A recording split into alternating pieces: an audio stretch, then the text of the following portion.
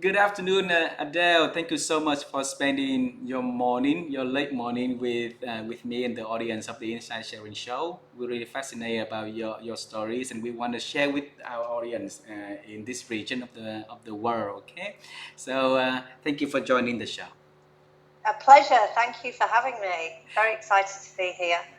Adele, I happen to have you in my in LinkedIn connection, but not of my audience know about you. So, culturally respectful way is for you to introduce who you are to our audience. Can you do that for us, please? Yeah, sure. So I'm Adele. I am a personal branding expert and a career and business coach.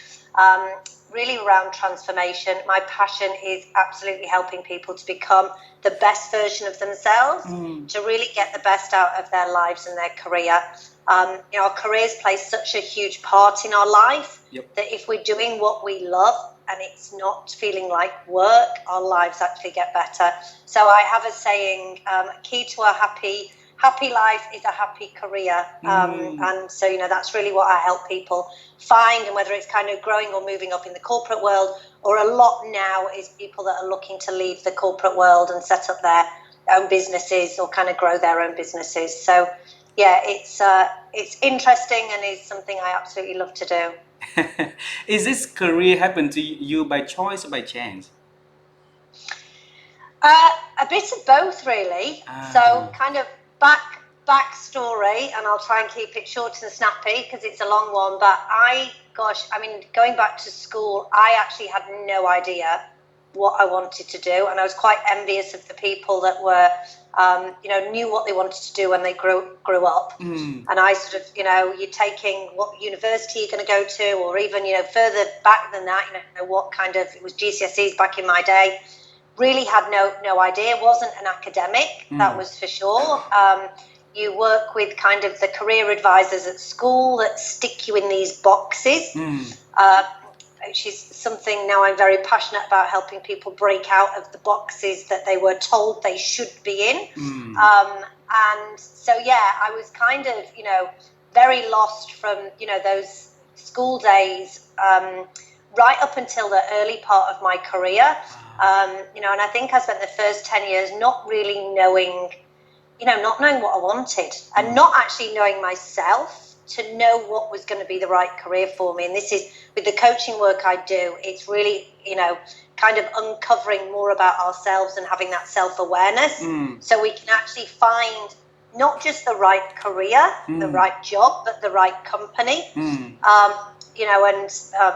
Back in my day of that world of work, certainly the first 5-10 years, there was no internet. There was no kind of, Googling what companies was about. You were like literally posting your CV off and hoping for the best. So, I was getting jobs, but just not really feeling right. And then after a very bad day in the office, I was working in a PR company as a kind of personal assistant to the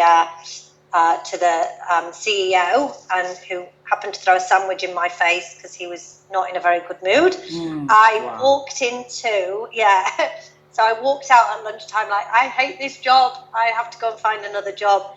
And then in London, you had recruitment agencies that were like shop fronts, and they would have little postcards with the jobs advertised. So I kind of saw this, stopped and looked at the jobs advertised in this recruitment agency near Oxford Street in London, and I walked in and said, I burst into tears, I hate my job, I need a new job. And this amazing lady, she was called Christina, I still remember her to this day. Wow. said to me, what do you enjoy doing? And I said, I just really enjoy like working with people and talking to people, and I'm nosy and curious about people's lives. And I looked around this office and I said, oh, this recruitment game looks quite interesting. And I ended up working for that recruitment company. Oh. So gosh, what age was I then? I was probably like 19, 20, really, really early on. And so kind of that was by chance. I fell into recruitment. although now I'm a big believer, kind of we're put in the positions where we're meant to be to either learn or grow, or, you know, for some reason, the dots always line up when you look back, as the famous Steve Jobs said. And so, so I kind of ended up in recruitment. My career path kind of curved a little bit, but there was always this theme that kind of came through. And then I, at 30, moved to Australia, and after having another awful job just before I moved to Australia, which I hated. And it's really funny because when I see people and they're in a job they hate, I'm like, embrace it, because this is your game changer. Because sometimes it's when we get to a point that we can't bear it anymore, it really makes us reassess what we want. And so at 30, I kind of did this and decided to move to Australia. And I was like, I want to get back into recruitment, because that was where, you know, I really loved it. That was where my kind of passion is around helping people with their careers and find jobs. So then after coming up to kind of 10 years in Australia, working for actually setting up 2 recruitment businesses for a UK company, I was kind of hitting the turning 40 and going, what next? What next? And so kind of broke down the parts of the role I really loved, the parts that I could do but I didn't love so much. And then I scoped and mapped out the market around, okay, well, I really love this part. And I actually didn't know the world of career coaching and coaching was as it was at this point in time. Really? But uncovered this whole new world that I didn't know existed. And what's really interesting is this is the work, you know, that I've done a couple of times on myself, I now do with my clients, because we can feel stuck and think we're just going to write that whole part of our career off because we don't like it. But actually, when we kind of pull it apart and break down the pieces, there can be a job within the job that can send us in the next direction. So this wasn't a short story, and there's so much more to it than this. But so then I uncovered this world of coaching. I'd already done a lot of studies around my NLP, neuro-linguistic programming, which I'd found fascinating. And then I decided, okay, to retrain with some coaching certificates and set up my coaching business. Wow. Here we are today, 6 years later. Wow. I think that one of the things that a lot of senior leaders that I knew of, when they got into the retirement, one thing that they always told me that they wish that they can reverse time and having their own company, because they've been making money for corporations, but then and then they always have the burning desire from within to do, you know, to run their own legacy and build their own companies, but they did not. So what made you, you know, have that courage and the bravery to, you know, to decide on your own company and having another, you know, your daughter during that period of time too, my daughter right? at the same time. Never do anything by half. If you're gonna go in, go all in. I've always really lived with this saying of you regret what you don't do, not what you do. So, you know, even from an early age, you know, I moved to different cities, moved to different countries, you know, moved to Sydney, set up the office in Sydney, got the opportunity to move to Melbourne, set up the office in Melbourne, you know, and then there was this opportunity of, okay, and actually it was very thought through, like I was driving, I'd moved to Melbourne, so I'd kind of set up the life for me in Melbourne. I set up the office there, so it was very near where I lived. So it was all very convenient, it was all beautiful. But I was doing this drive to work every day over, you know, a 6-year period and thinking, is this it? Like, when does this stop, that I get in the car in the morning? Obviously, COVID stopped it for a lot of people. It's one thing we can thank COVID for. But I was like, I've got another 25, you know, I was turning 40 or looking at turning 40, you know, in a couple of years. I'm like, I've got another 25 years of working left. Do I have to commute like 5 days a week for 48 weeks of the year to be at an office that someone says I have to be at a certain time, even though, you know, I could do my work sitting in a coffee shop, you know? So there was kind of these questions. And so when I was setting up my business, or, you know, thinking about it, part of it was big values of mine, and I actually did a big values assessment for freedom and flexibility. Now, the company I worked for, I had a lot of freedom and flexibility, but I still felt owned and kind of controlled and a slave to the salary. And so I was, one of my kind of desires was to actually, I just want to do what I want, when I want, where I want, with who I want. And I thought, what's the worst that can happen? I go and set up a business. It doesn't work, or it doesn't work as I was expecting it to.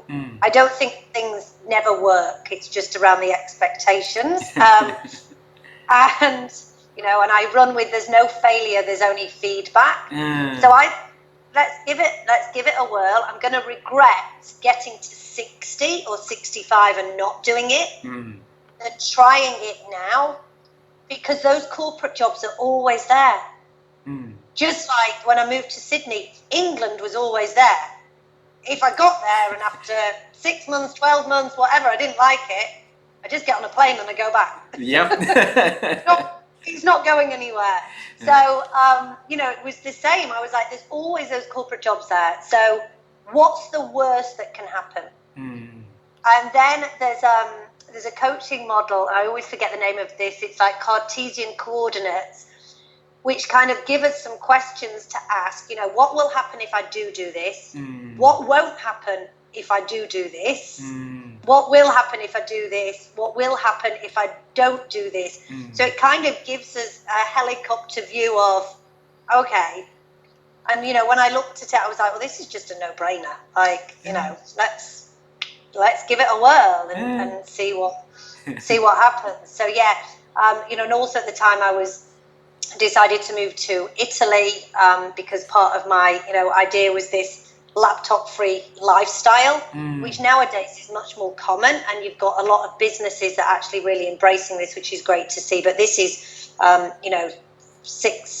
6 years ago now, so it was not so common then. It has not been plain sailing. I'm not going to lie to anyone, and the kind of bro marketing messages that are out there of set up a 6-figure business in 90 days are BS. It is. We had a lot of talks like that here in the country here also. Can't stand it. It takes hard work and it takes dedication for sure. But as I said to you earlier, like I had my daughter at the same time, so it was like I had 2 babies: my real life kicking and screaming baby and my business baby. You have teething problems, you have sleepless nights, you get vomit all over you from something you've done. But it is, just like having a child, it's a really, really rewarding and challenging. And I kind of like that challenge. It's what life's about, really, isn't it? Allow me to bring you all the way back to when you were a little girl, Adele. When you were a little girl, what did you dream that one day when you grow up you're gonna become? So I knew that kind of stock standard working in an office was not going to be for me. That kind of just never really resonated with me. I was very much into art and drama, and was drama and dance school, and I did go and study art. I was absolutely terrible, but I enjoyed it. But I was never going to make it as an artist or a designer. But the enthusiasm was there. So, and you know what? I didn't. I guess I was an explorer. All the time. I'd play a lot of, as a really little girl, I'd play a lot of shops, and I had like this pretend office with the pretend telephone, and I was into lots of kind of that sort of game playing. But I was just curious. I was like, curiously exploring the world. I would always be fascinated with what people did as a job. Wow. I'd always be asking, friends, what does your mum do? What does your dad do? Or does he like it? So I mean, obviously at the time when you're a young person, you don't really, you don't know what that's about. But yeah, that kind of, because it's just, I'm still fascinated by this today. When I'm working with clients and we do the piece where we're kind of mapping out the market, and it's whether it will be businesses or people for them to target with their business, or it's going to be, new career opportunities. I am just forever amazed at the different companies, the different roles, the different industry sectors that are out there. It still just totally fascinates me. And I think it's a really missing piece in education, that there's kind of these, if we go back to the boxes thing that I hate, it's either like, okay, so you're intelligent and intellectual, there's the series of boxes you could go in: engineer, accountant, lawyer, consulting firm. Oh, you're middle of the road intelligent, here's a selection of boxes: marketing, this, that, and what I don't think they uncover, which is what I really like to do, is who are we as a person? Yep. I think, Adele, the works that the people like you and HR professionals that doing in recent years, I think about 6, 7 or years, has changed the landscape of the employment industry also a lot. So before we also hire by our experience, and then now we see a lot more of the trend where we hire by potential, and organization job is to make sure that we build room for people to reach the potential, and instead of reaching the years of experience, and how beauty that transition has happened onto our work, right? And I think that part we have to show really appreciation to the recruitment industry and the HR professional in doing that though. Yeah, well, I think there's still a lot of change that needs to come about, but I think there's some really big influences in that world. I think the more social media's opened up, that message is getting across. I actually, and when I was working in recruitment and working with companies on their kind of recruitment strategies, I would talk them through what I call my 4C's interview model. What is that? So the first 2 C's are character and culture fit. Because if you haven't got that, it doesn't matter if they've got, all the hard skills in the world, if they've got the 10 years experience or, 5 years, whatever you're looking for, if they worked at your competitor, if character and culture fit, and, what comes into this is understanding, the values of the business, trying to understand if that person's value align. Equally as much for the interviewee, is this company and are these people the right character and culture fit for me? It's a relationship that you're going to form with that company and those people in those companies. So those interviews are a bit like dating, aren't they? Do we like each other first and foremost? Do we think we can get on? If that's not there, there's no point. Then we look at, okay, that's there, that's a tick. Then it's about, have they got the capability to do the role and the capacity to grow? Okay. Capability and capacity. We can teach skills. There needs to be a level of capability. Yep. But, they don't have to have done it previously exactly the same. And sometimes I was working with companies and they're like, well, I need them to have exactly done that role. And it's like, but then, also, if we look at this, it's a two-way thing, the capability and capacity as well. It's like, but that person's going to be bored in the role. So you actually want someone who's not quite there but has the capacity. And equally, if we're going, as an interviewee, an employee going to the company, we're like, is this role giving me the capacity to grow? So it kind of works both ways. Both ways. Because you don't want to go into a role and it's like, okay, been here 3-6 months, I'm bored. There's no growth. The biggest reason why people leave companies is the lack of growth. And the second is around, the kind of culture, toxic, culture, or not the right manager. But often it is around growth. It's not around money, but we associate money with growth, but it's often not. It's just that they're not being stretched, they're not being challenged. And I love sayings, by the way. So I have another saying: if we're not green and growing, we're ripe and rotting. Adele, so how is that? How did you keep your curiosity alive for that long? You know, since you were young, because I've been unfortunately seen a lot of zombie around me. You know, the people going to work and their mind was like checking the clock and then getting home and blaming and complaining and and forget asking themselves where they can grow, where they can find, you know, opportunities, or anything is not working well at the moment. But then you've been staying curious for that long, and it also, you know, add a lot of flavors to your life, to your work, to your ability to think and stuff like that. So how did you do that? How did That's a really interesting question. I think um, innate within me is I'm just really nosy. Like, and this is what made me a really good recruiter. Like, I'm one of those people, like, I want to know, you know, in the world of work where I'm living, where I'm working, I kind of want to know everything, and I want to know people. Like, there was, you know, and I remember kind of being younger as well and hearing about people. I didn't travel overseas until I was around 11. And I'd had friends that were, you know, going overseas and exploring different countries. And so I was really curious because I got a sense of being able to experience their holidays in those countries by talking to them.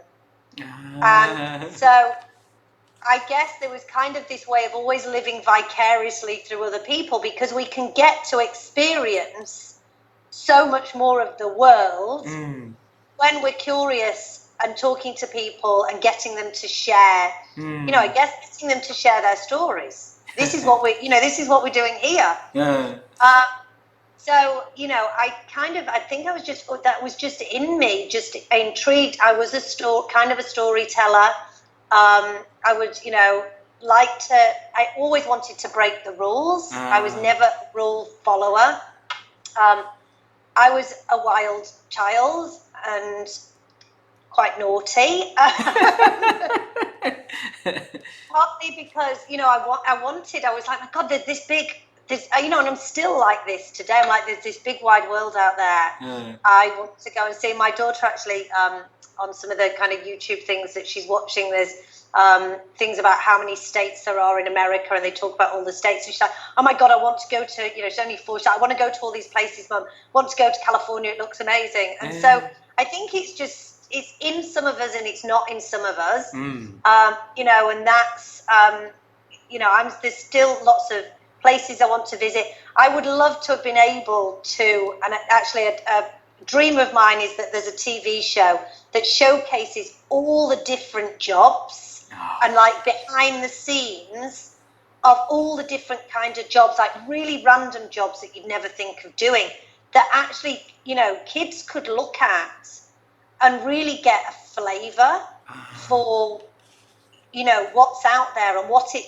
feels like to work at these companies and in these jobs. And I still would like to, you know, be able to go and experience lots of different careers and different jobs. So I guess I kind of do that through, you know, working with all these people. Wow. So yeah, I don't know, it just fascinates me. Wow. Adele, I'll connect you to a speaker that she has a very same passion like you just described.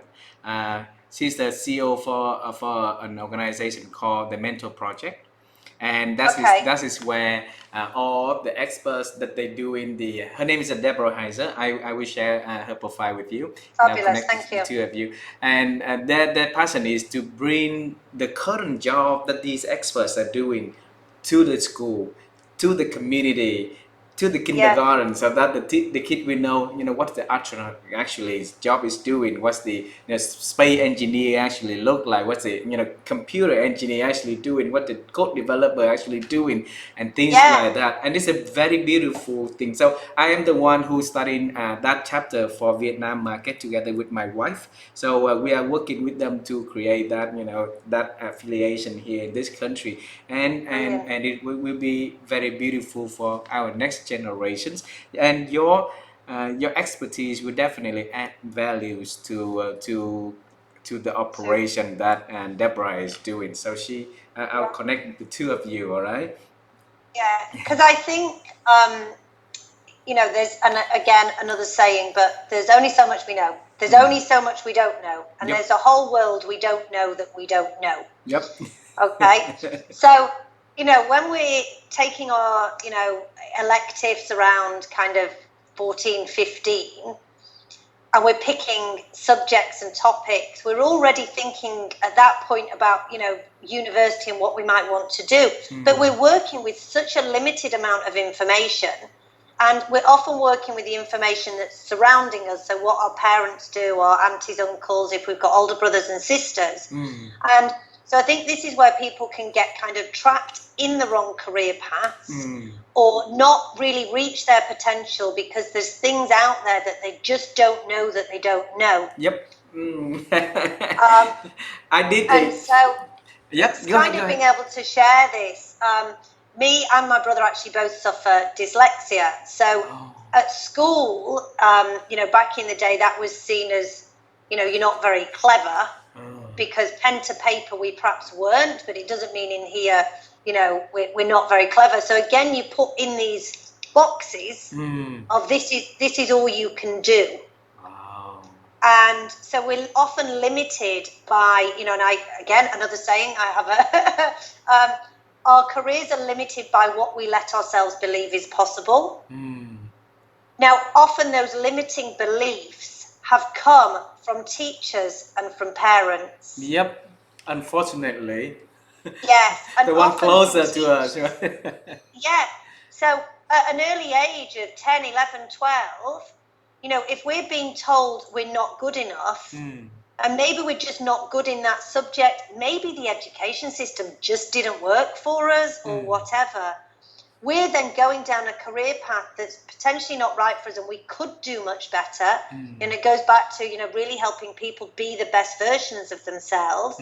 When we can actually question some of these things, question our career path, maybe we're in a job, and I've worked with some people that are amazing, guys, senior in investment banks, on paper look amazing, but they are so unhappy because it's not aligned with who they are, but they did it because their dad did it. Wow.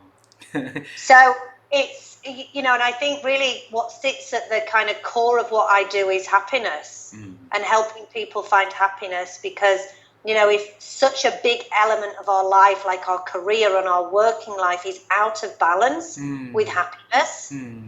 Absolutely. At the end of the day, our existence is worth if we are happy, I think.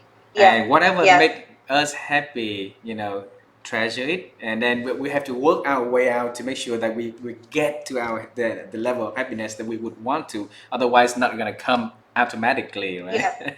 No. Yep. No, absolutely takes some work. So yeah, it's just, there's so many reasons for why I do this, and I say to people, literally, if I won, the lottery tomorrow, I would still do this. This isn't a job for me. This is what I do. I can't turn it off. What is that so fascinating for you regarding to coaching, though?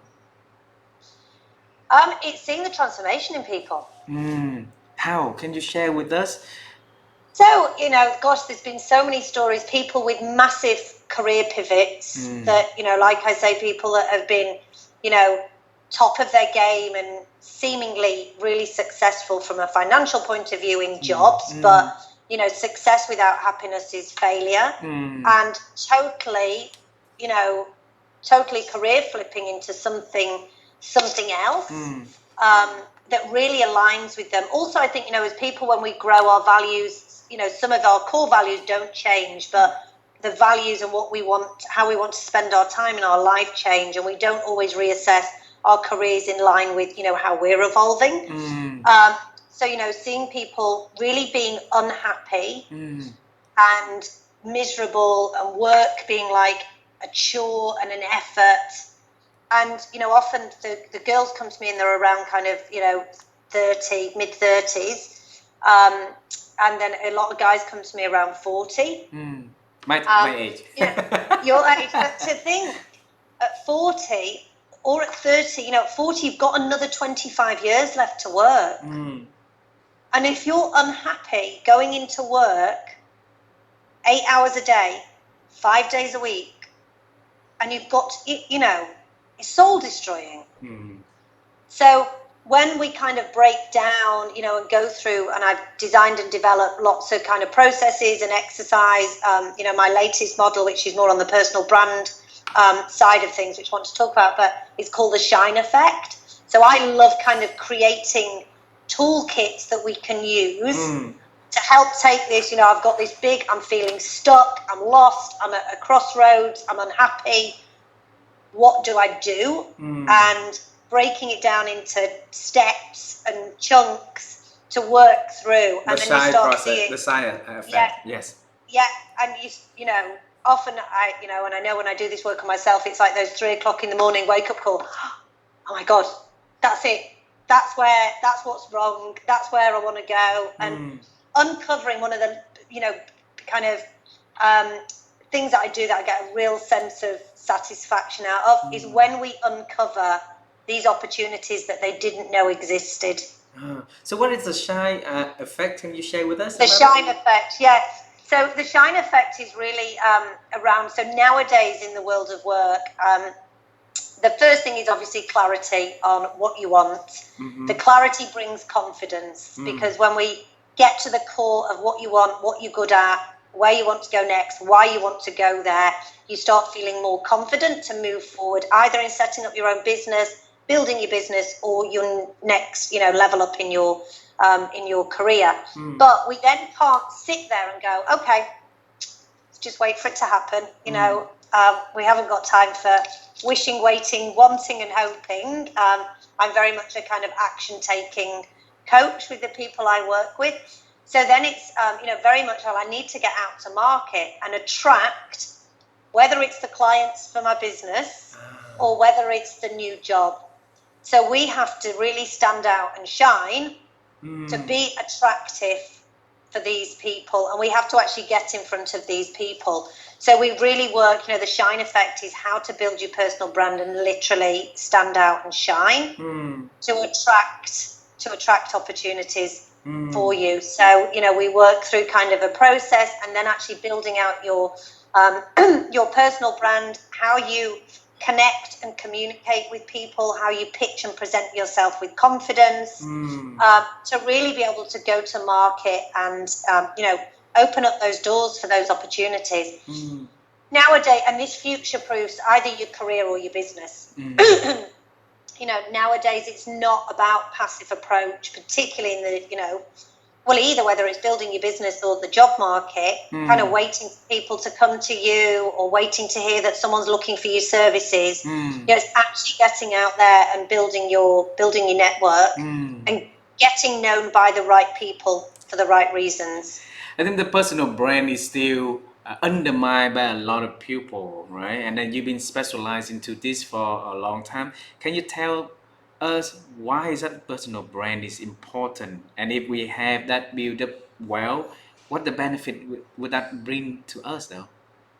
Well, I mean, it started very much from a job search perspective because the cost of advertising job roles went up. A lot more platforms. It was, there's a lot of job roles out there, but people were just sending CVs willy-nilly. So as a recruiter, you were getting a ridiculous amount of CVs and you wouldn't advertise every job role. Yep. At all. You would only advertise a few.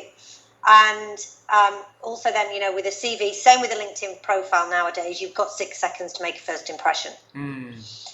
So 6 seconds. I knew 6 seconds to make a first impression, yeah. Now, when I did some studies with the recruitment company that I was running in Melbourne, and the cost of advertising, how many job ads we were putting up versus how many jobs we actually had, and the number of CVs that were coming in, we were rejecting 95% of the CVs that came in the door. Wow.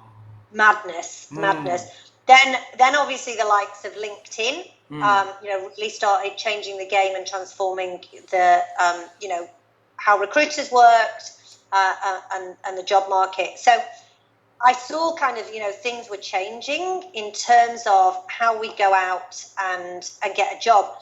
Also, you know, from scratch in Sydney and in Melbourne, I built 2 recruitment agencies. Now, when we started in Sydney, LinkedIn was very little platform. Nobody had really heard of it. So we were literally the yellow pages. And then what year was that? 12 years ago? So that was 2006. But actually, when I worked in recruitment in London, I didn't even have a computer on my desk. I had the yellow pages and a telephone.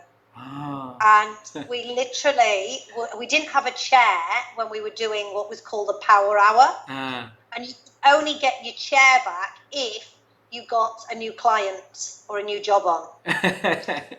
So, and in Sydney, you know, it was very much the yellow pages, phoning companies up, trying to pitch the services. But then obviously, you know, LinkedIn came about and grew. And actually to build a business, there was a much more, you know, effective approach than calling from the yellow pages. And there's so much information on there. So kind of seeing, you know, the world of work changing with platforms like LinkedIn, you know, from both a business building perspective and also from a job search and candidate market perspective, you know, this is where kind of this personal brand started, you know, in the world started to evolve and become much more apparent. It has always been there, but it's not been so easy to do. Because if we think, you know, back years ago, you know, and I remember as a kid, my dad would always pop up to the pub and he would meet the mechanic that was going to fix the car, the, you know, the real estate person if they were looking to move house. So that networking, you know, and it was much more a guys thing because there was, you know, the gentlemen's clubs, the, you know, men's kind of meet-up groups more than there was for the women because women were so active in the world of work years ago. So that personal brand has always been there. But it's much more easy now to, you know, play the personal brand field. But equally, if, you know, you're in the pub and John had his car fixed by, you know, whoever the mechanic, and it was a terrible job, it would be like, oh, don't go to the mechanic down the road. Terrible. Overpriced. That's personal brand. It's reputation. So, you know, like I said before, it's not who you know, it's not what you know, it's who knows you and what you're known for. But we have control over it now, much more than ever before, with the platforms like LinkedIn. And it's like having, you know, LinkedIn's like having your own personal web page in the world's biggest networking event.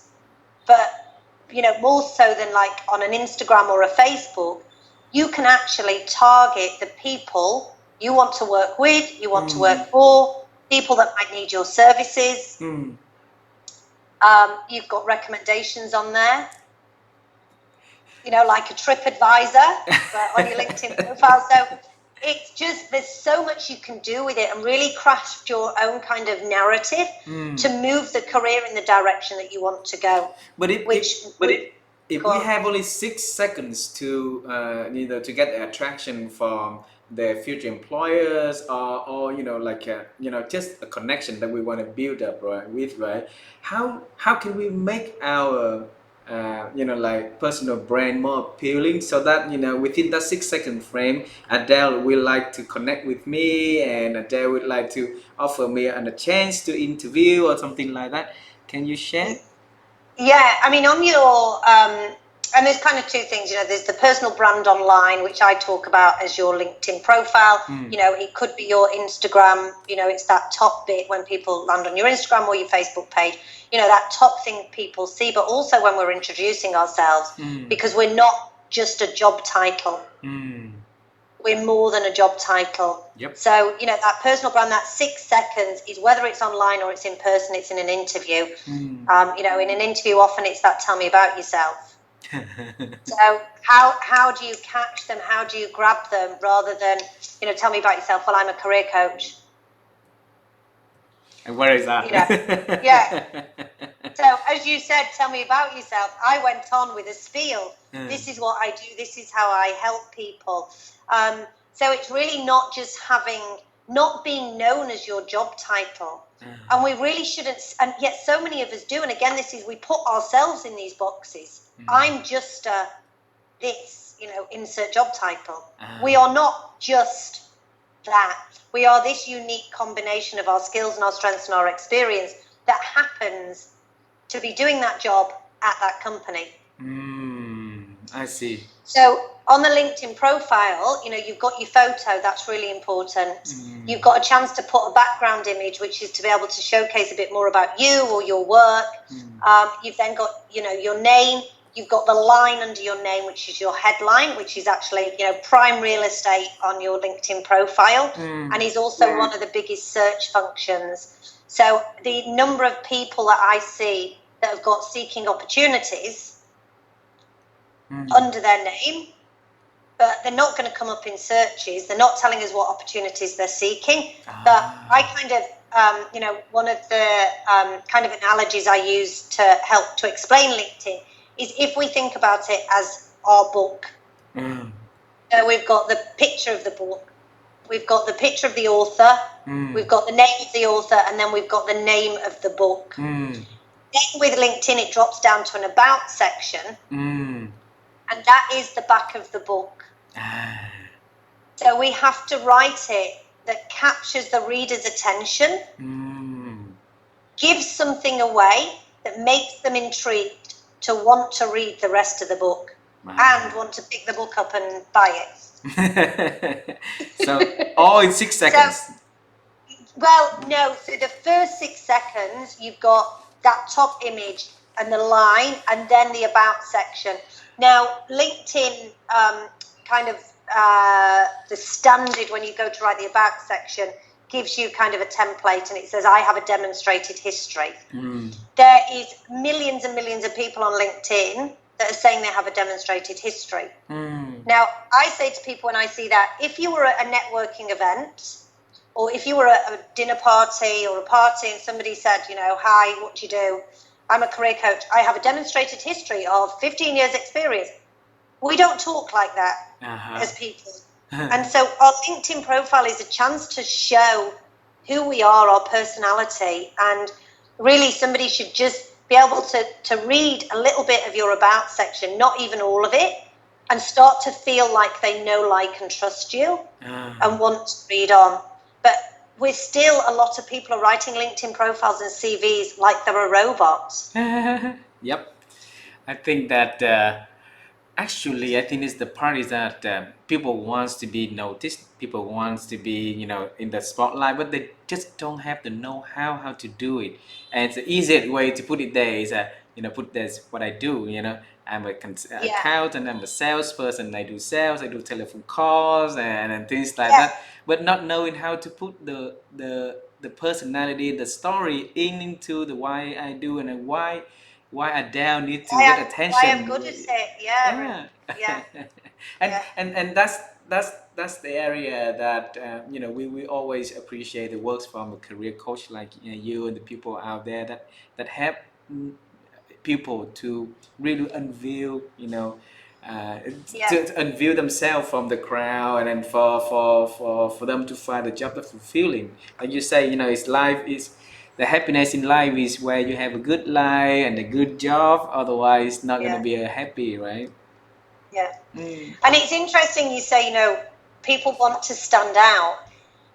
We kind of do, but we don't, because often, and certainly for females, I find this more. we're kind of told to fit in.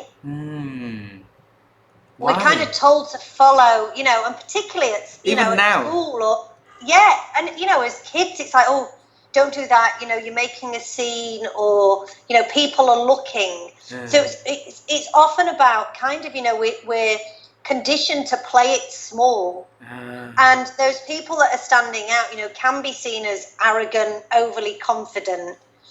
And so we often, for a lot of us, undersell ourselves, and we don't take this real sense of pride in terms of, this is what I'm bloody good at. And it takes to be quite brave and bold. And it's not about being arrogant or egotistical, but actually when we can delve into our skills and strengths, we have this level of confidence of, this is what I am really good at.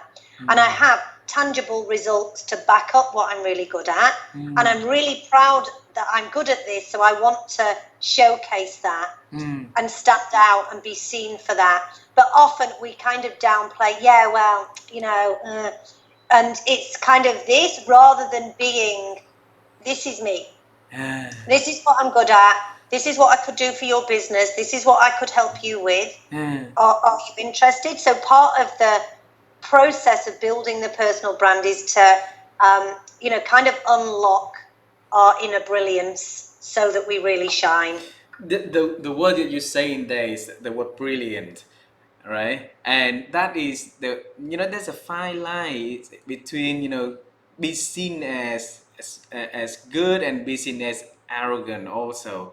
So you need to find that line so that you're not gonna step over onto the danger zone, but then you don't like undermine your potential when you show up, when you show your works, right?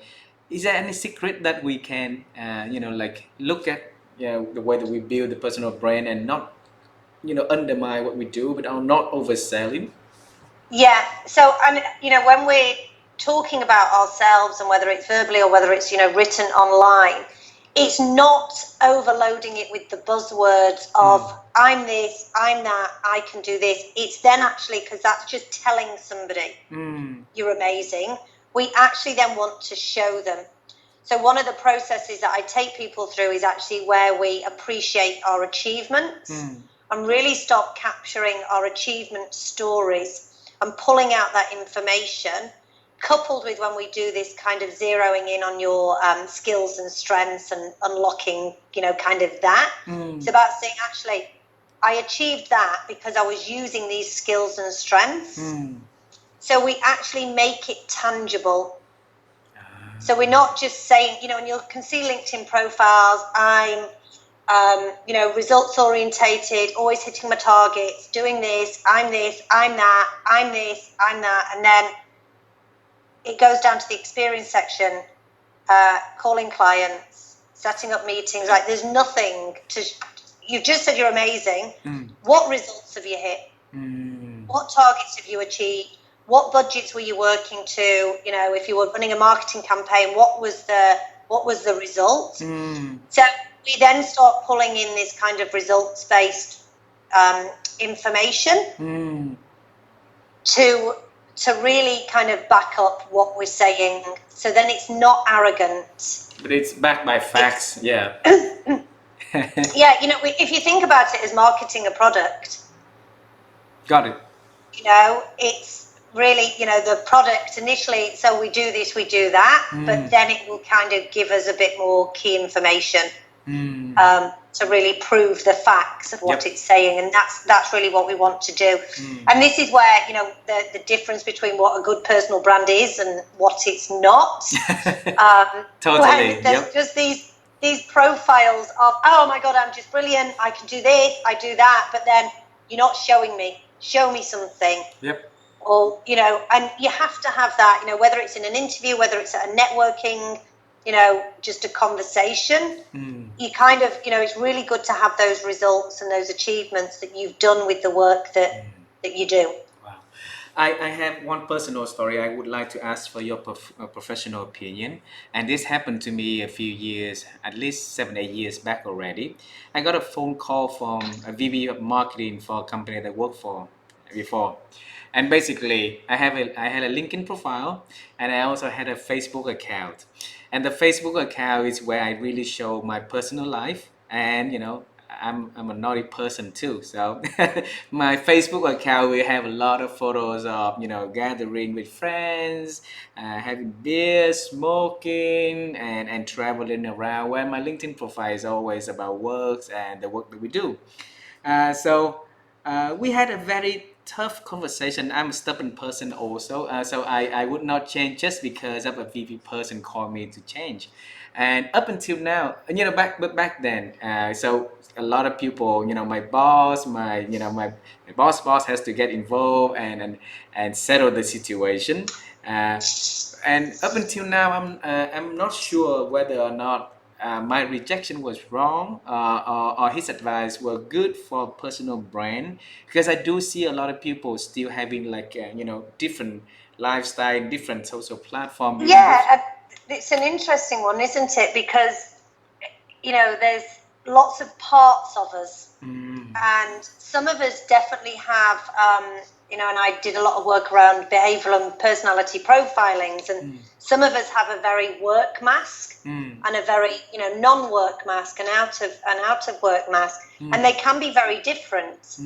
I've worked with some people, they want to wear a suit to work because then they put the suit on, they go into work mode. When they're not in the suit, they're not in work mode. So, there can be these different sides to us. Some of that might be down to working for the right company, and companies understanding that you can be the most amazing professional person in work, but out of work you want to have a few drinks and I don't know, do a roly-poly naked into a swimming pool. Like, if that's what you fancy, it shouldn't matter. But sometimes it's going to be maybe that company's values didn't align, so it wasn't the right fit. There are companies nowadays that they are going checking out people's Facebook profiles before recruiting them, and like, oh, she's out drinking or she's doing selfies. We're not going to recruit her. So I don't know, is it right, is it wrong? Personally, I'm about personalities, and whenever I've recruited and built teams, I actually want someone that's got a character. Okay. So sometimes it's, if you're being judged for a perception that someone has of a photo, you have to question if that's the right company fit for you. Or if you want to keep your pride, if you know that you're a very different person out of work than in work, and you don't feel the companies you want to work for perhaps are going to judge that, lock down your personal social media. I got it. Adele, So I don't think there's a right or wrong, but there's some companies that are very, they're very stuffy and kind of stiff around, what they deem is correct. Yes, I think the word works also has changed significantly in the past 3 years since the pandemic, right? And plus with the young blood of new generation to come, our world view for leaders about work has to change drastically to respect the protocol, respect the gender differences, respect a lot of other things also, to welcome the newness. And I'm fascinated to see what will come in the next couple of years. Totally. And I think, and I do a lot of studies around, the world of work and the future of work and everything. And it's been amazing to see the transformation that COVID brought about. Even if you look at, say, a platform like LinkedIn, it's got much more sociable and much more personable. And really the human touch is being put into business. Or even kind of, we could say, back into business, because I think it went through a time of, it was very much, you've got to wear suits for work if you're in a professional job. Your LinkedIn page has got to all be about work, and we're all people. We're all people, and I think COVID impacted every single one of us, wherever we were in the world, whatever our job title, whatever our salary, we were all impacted, and we were welcoming our colleagues into our home on Zoom. And I mean, it would be weird, wouldn't it, to come downstairs with your suit and your tie on to sit in your kitchen table. So, you know, your colleagues are seeing you with no makeup on, with your tracksuit jumper on, and so it's much more relaxed. Yeah. And I think companies that are now trying to, you know, go back to that more formalized working method and in the office all the time, I think they're going to miss out on really capturing the key talent and, you know, really kind of, you know, lose market share because, you know, from a talent perspective and because people just don't want to work like that anymore. Yep. This is why I'm seeing so many people come to me to, you know, they were calling it their get out game plan because they're like, I've just got to get out of this corporate world. show me how to do it. Because we've seen that we don't have to be in an office. Yep. When we can have that kind of good taste, right? Go back to the old and not yummy food is no longer a preference. I'm sure you know if you fly for first class, you don't want to go for business for economy class anymore, right? Adele, absolutely not. No. I want to forward to the future a bit. Okay, so now you moved back to England already, and in the settling process. Is there anything exciting about what you're doing that would like to share to our audience? Yes. So I have to walk my talk. So you know, us as people evolve. So our personal brands evolve, our careers or our business. You know, it's back to that. We're either green and growing or ripe and rotting. There's a lot of kind of, you know, plans for how's the business evolving. And so, you know, more and more now, I think, because I've been doing this for 6 years, you know, built a strong personal brand myself, leveraged the likes of LinkedIn to, you know, bring in business, to bring in speaking gigs like this and stuff. I've got a lot of people now, you know, asking, okay, tell me and teach me how you do what you do.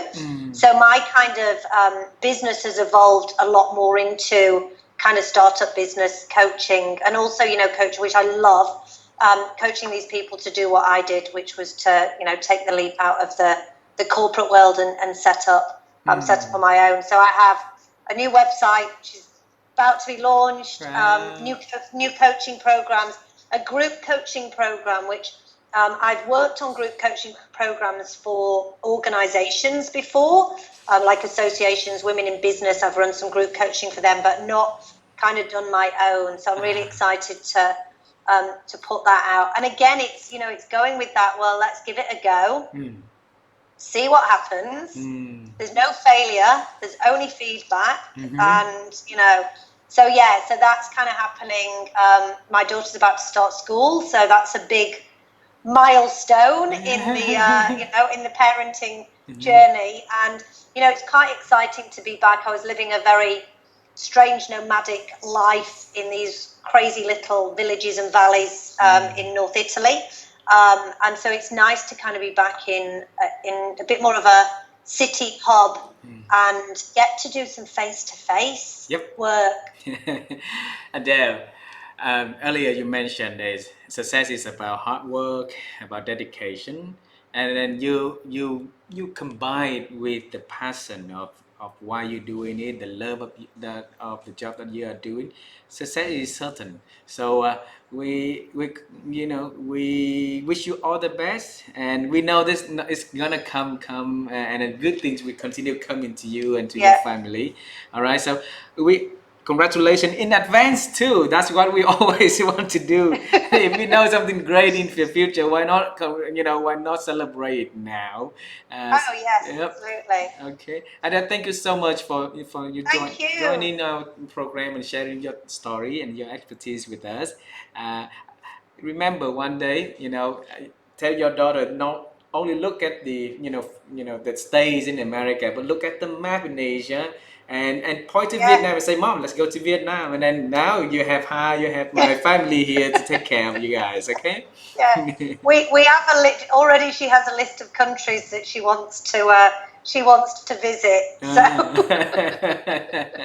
hope to see you guys here one day. All right? Yes. Well, my plan is to hopefully eventually get on more on the road as some of the speaking gigs, so we can actually, you know, work and play. Yep. Is would be amazing. So That would yeah, be amazing. always I think, you know, plant those dreams and ideas into the future and see what happens. Yep. Yeah. Adele, thank you so Thank you much. so much. You have a wonderful, wonderful afternoon. Enjoy the weekend, Thank and you. Mother Day is coming on Sunday. So we wish you a beautiful, memorable event with your family. All right. Thank you. Thank you very much. Enjoy your weekend. Enjoy your weekend too. Bye bye. Take care. Bye. Bye.